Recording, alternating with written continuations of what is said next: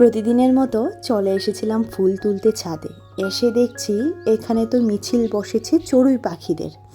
তো চড়ুই পাখিরা কি নিজেদের মধ্যে আলাপ আলোচনা করছে জানি না, তবে ওদের আলাপ আলোচনাগুলি কিন্তু আমার শুনতে বেশ লাগছিল, জানো তো।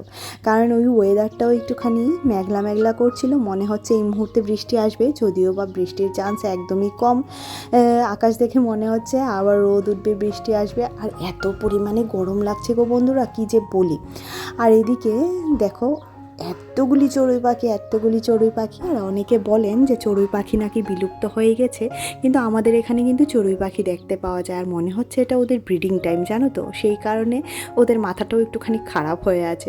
তো ওদেরকে ওদের মতো করে থাকতে দিই, আর আমি চলো এবার ফুলগুলি তুলে নিই। তো গুড মর্নিং সবাইকে, কেমন আছো বলো তো সবাই? আশা করছি সবাই তোমরা ভালো আছো, আর আমরাও না বেশ ভালো আছি। আমার আরও একটি নতুন ব্লগে আবারও তোমাদেরকে স্বাগত জানাচ্ছি। তো ঘড়িতে বাজে সকাল এখন 7:30। আজকে কিন্তু সকাল সকাল স্নানটা করিনি, ঘুম থেকে উঠে দেখছিলাম এত পরিমাণে গলাটা ভার হয়ে আছে, কেন বুঝতে পারছি না। এত অতিরিক্ত গরমের কারণেও হতে পারে। আর তোমরা অনেকেই আমার এই ফুল তোলাটাকে ভীষণ পরিমাণে পছন্দ করো, তো সেই কারণে এটা একটুখানি তোমাদের সাথে শেয়ার করা। এই তো অনেক রকমের ফুলই আজকে পেয়েছি। তো চলো ফুলগুলি নিয়ে এখন ঘরে যাই। গোপুসোনাকে সকালের সেবাতে বসিয়ে রেখে এসেছি।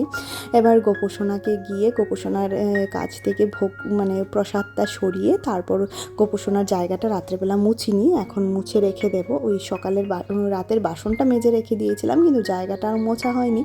মুছলেও সকালে আমার মুছতে হয়, তো সেই কারণে ভাবলাম সকালেই একবারে মুছি। কারণ ওই একটা কাজ কি দুবার করার মতো সময় আমার নেই গো, সত্যি কথা বলতে গেলে আমি আর এতটা সময় নেই। তো সেই কারণে যতটুকু পারি ঠিক নিজেকে ঠিক এরকমভাবেই একটু গুছিয়ে মানিয়ে সংসারের কাজগুলি করার চেষ্টা করি। আর এদিকে একটুখানি নিজেদের জন্য চা নিতেও চলে এসেছি। এবার চা খাবো, দুজনা মিলে বসে এইটুকু টাইমই তো পাই সারাদিনে, তো সেই কারণে একটুখানি চা খাবো, নিজেদের মধ্যে গল্প গুজব করবো, এই তো আর কি। আর এদিকে চায়ের মধ্যে চিনি চা পাতা সমস্ত কিছু দেওয়া হয়ে গেছে, চাও আমার রেডি। চলো চাটা ছেঁকে নেওয়া যাক।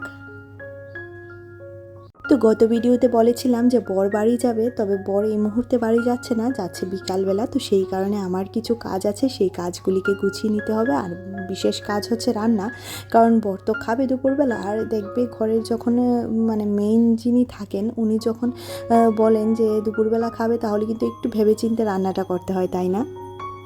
আর এই এত বছর ধরে সংসার করতে করতে আমি কিন্তু একটা জিনিস বুঝে গেছি, যে এই পৃথিবীতে দুজন মানুষ ভীষণ দুঃখী হয়, দু রকমের মানুষ।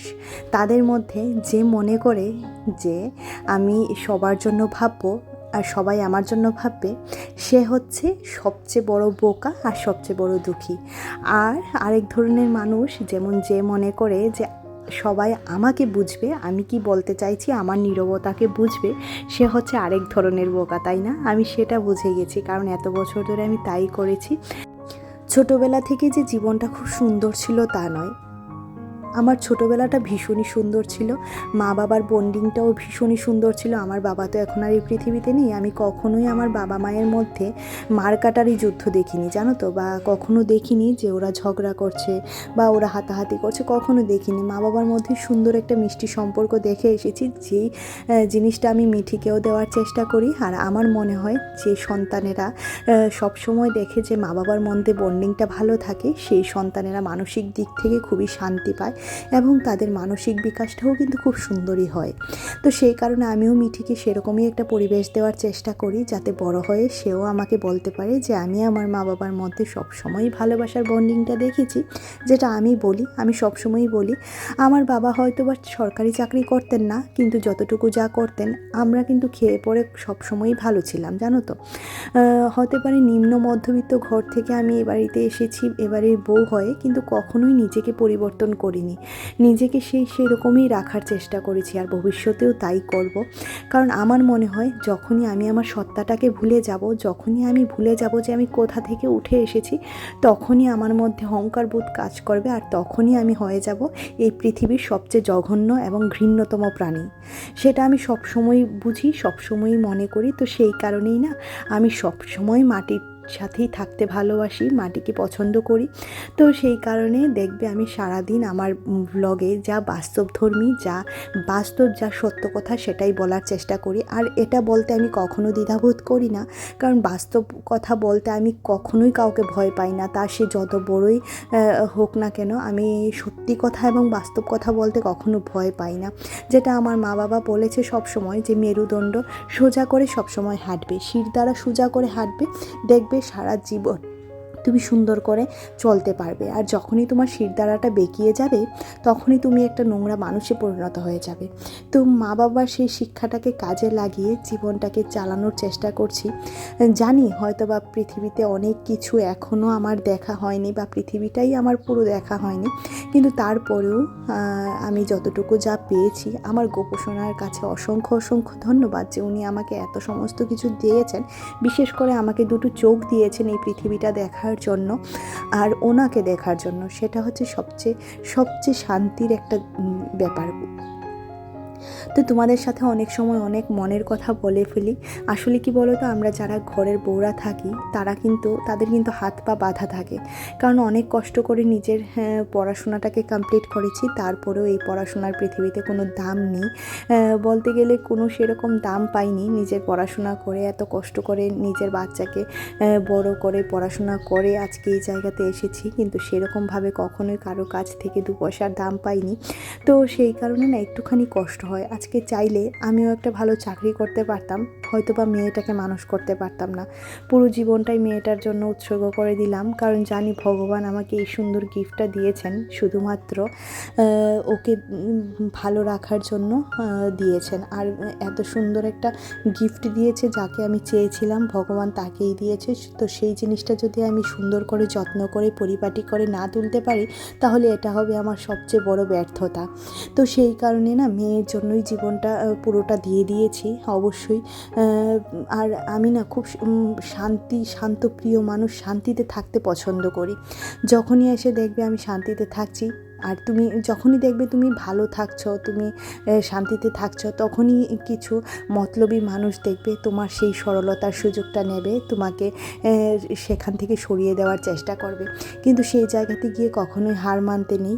সেই জায়গাতে দাঁড়িয়ে নিজেকে অবশ্যই করে আরও শক্ত করে তুলতে হয়, আরও শক্তপোক্ত করে তুলতে হয়, যাতে ভবিষ্যৎটা সুন্দর করে যায়। সেই কারণে না আমি চেষ্টা করছি প্রতিদিন একটু একটু করে তোমাদের সাথে ভিডিও আপলোড করতে। সেই রকম পরিমাণে রেস্ট বা সেই রকম পরিমাণে নিজের দিকে তাকানোর খেয়াল আমার নেই, তবে অবশ্যই করে একটুখানি চেষ্টা করছি। যদি ওই বলে না, বিন্দুতে বিন্দুতে সিন্ধু হবে, যদি কোনো দিন সিন্ধুতে পরিণত হয় তাহলে তো ভালো কথা। তো সেই কারণেই একটুখানি ডেডিকেটেডলি কাজ করার চেষ্টা করছি অবশ্যই। আর ভিডিওর মাধ্যমে অনেক কিছু বলে ফেলি, তো আর কথা উঠলে না কথা বলতে আর শেষ করতে পারি না, কারণ কথা বলার সেরকম কেউ নেই। তো যবে থেকে এই চ্যানেলটা খুলেছি, তোমাদের সাথে প্রাণ খুলে মন খুলে কথা বলতে পারি।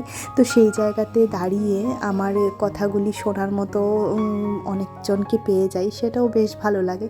আর যখন কেউ এসে বলে যে খুব বাস্তবধর্মী, খুব মানে সুন্দর কথা বলি, তো সেই জায়গাতে আরও অনেকটাই মোটিভেট হই, আর নিজেকে অনেকটাই মোটিভেট করার চেষ্টা করি তোমাদের এই কমেন্টগুলোর মাধ্যমে। তাই প্লিজ সবাই কমেন্ট করে যেও, অবশ্যই করে একটা লাইক আর একটা যদি ভালো লাগে চ্যানেলটিকে সাবস্ক্রাইব করে রাখতে পারো, পাশে থাকা বেল আইকনটিও ক্লিক করে দিও, যাতে করে আমি যখনই ভিডিও আপলোড করি নোটিফিকেশানটা তোমরা পেয়ে যাও। আর এই যে দেখতেই তো পাচ্ছ, বক বক করতে করতে আমার কিন্তু ঘর দূর গোছানো হয়ে গেছে, এদিকে সিঁড়িগুলোও ঝাড়ু দেওয়া হয়ে গেছে। এবার পুরো ঘরটাকে সুন্দর করে মুছে নেওয়ার, গুছিয়ে তো নিয়েছি, মুছে নেওয়ার পালা। এখন কিন্তু ঘড়িতে খুব বেশি বাজেনি, সকাল 9টার মতো বাজে। তো এখন ঘরটাকে ভালো করে মুছে তারপর চলে যাব রান্নাঘরে। রান্নাঘরেও বেশ কিছুটা কাজ আছে। আজকে যদি তোমরা ব্যাকগ্রাউন্ডে ঠুকঠাক শব্দ পাও, প্লিজ কিছু মনে করো না, কারণ সকাল এখন বাজে 8টা, আমি যখন ভিডিওতে ভয়েস দিচ্ছি। এই সকাল 8টাতেও যে এত খুটখাট শব্দ হয় তা একদমই মানে আমার ধারণার বাইরে ছিল। আর মনে হচ্ছে ভয়েস দিতে বসলেই যত সমস্ত শব্দ, ওই যে বললাম, তুমি যখনই একটা ভালো কাজ করতে যাবে বা তুমি যখনই একটা ভালো উদ্দেশ্য নিয়ে কোনো কিছু করতে যাবে, তখনই দেখবে প্রতিকূলতা এবং বাধা এমনভাবে তোমার হাত পা বেঁধে রাখবে, তা সে আর বলার মতো না।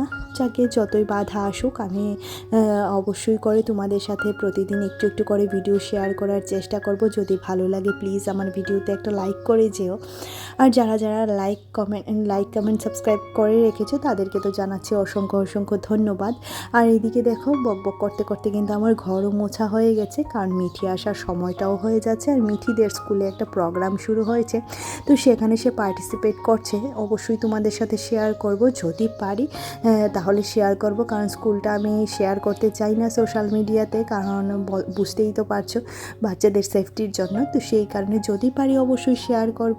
আর এদিকে দেখো আমার বললামই তো ঘরদোর গোছানো মোছা সব কিছু হয়ে গেছে। রান্নাঘরে এখনও কোনো কাজ করতে পারিনি, দেখছি কি রান্না করি। ওর বাবা একটুখানি মাছও এনেছে, মাছ ভাজতে বলেছিল আর ডাল রান্না করতে বলেছিল, কিন্তু ওই ডাল যেহেতু আমি খাই না, তো সেই কারণে একটুখানি সমস্যা হয়ে যায়। দেখছি কি রান্না করা যায়। এদিককার ঘরেও চলে এসেছি। চলো কাজ করতে করতে আমার দুজন মিষ্টি দিদিভাইয়ের কমেন্টগুলো পড়ে নেওয়া যাক, যারা প্রতিদিন আমাকে এত সুন্দর করে কমেন্ট করে। কমেন্টের পরিমাণটা অনেকটাই কম, তারপরেও এই দুজন দিদিভাইয়ের জন্যই বলতে গেলে আরও অনেকটা মোটিভেট হই। তো লাইফ উইথ স্মাইলের রুম্পা দিদিভাই বলছিল ফুল প্রায় 12 রকমের দেখলাম, খুব সুন্দর ফুল।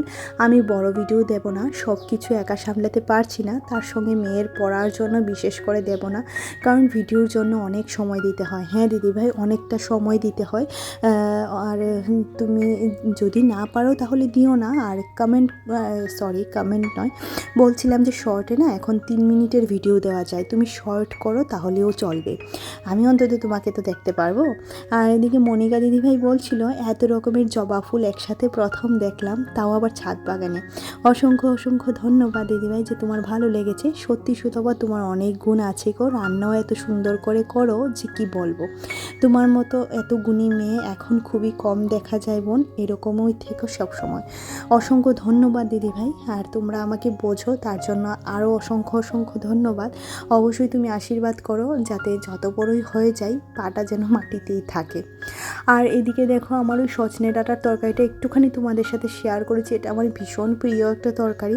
আর কিছুই রান্নাঘরে সেরকম শেয়ার করা হয়নি, সোজা রান্নাঘর পরিষ্কার করে স্নান করে গোপোষণার সেবাও করতে চলে এসেছি।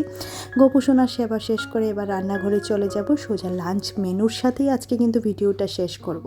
তো ভিডিওতে কিছু ভালো লাগলে অবশ্যই আবারও বলছি একটা লাইক করে দিও। আর আজকে লাঞ্চ মেনুতে ছিল মাছ ভাজা আর ঝিঙে আলু দিয়ে একটুখানি শুটকি মাছের তরকারি করেছিলাম, আর এদিকে ছিল সজনে ডাঁটা আলুর তরকারি, আর সাথে ছিল স্যালাড। চলো দেখা হচ্ছে আবার পরবর্তী একটা ব্লগে।